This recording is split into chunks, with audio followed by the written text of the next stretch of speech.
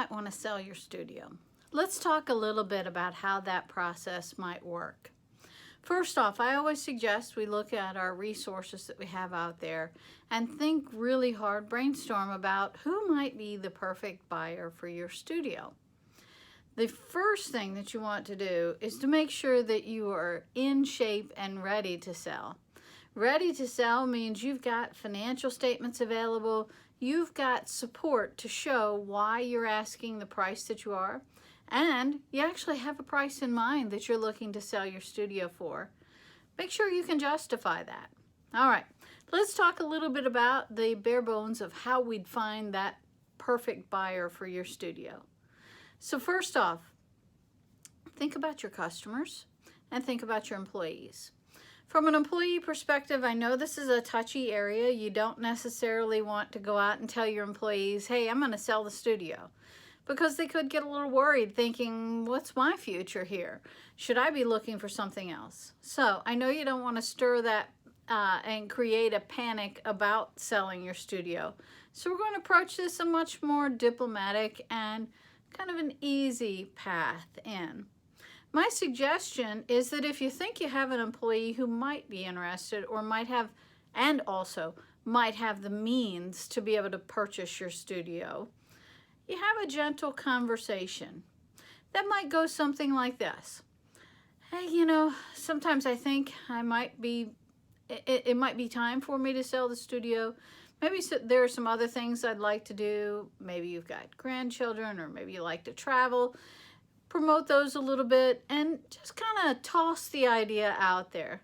Not a hard provision like, I want to sell, do you want to buy? Not that type of a conversation, but more a casual conversation about what it would look like if you sold the studio, or what else you might have in mind for your life. Watch their faces. Okay, this is where a little psychology plays the role. Watch their face. Do they seem like that might spark a little interest in them? If it does, maybe you have some further ideas and conversations that you line up with them. If it does not, pass, okay? In most cases, I don't see that employees are your perfect buyer to buy out your studio. Typically, they don't have the means unless maybe a parent or a spouse may be interested in purchasing the business and helping them pursue that. All right, so if we're not talking about employee, let's talk about how you deal with this from a customer side. You know that you have some loyal customers who are there all the time.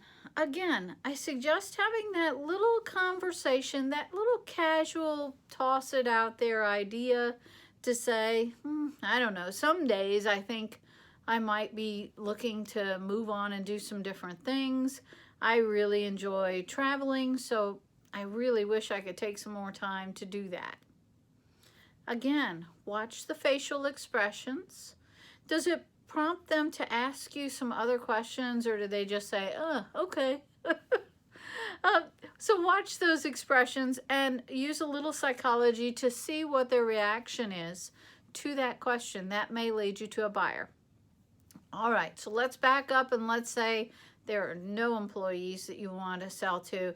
Your customers are terrible. They have no means to be able to buy the studio. What should you do then? Next up, let's go for some basics. There may be a business broker in your area who can represent your studio and sell it to people who are interested in buying a business. Now, I will tell you this is getting more and more rare because brokers are putting minimum levels on their selling. So unless your studio is set out to sell for a pretty significant amount, it may be under the limit where most business brokers don't feel it's worth their time and effort to market your studio to buyers.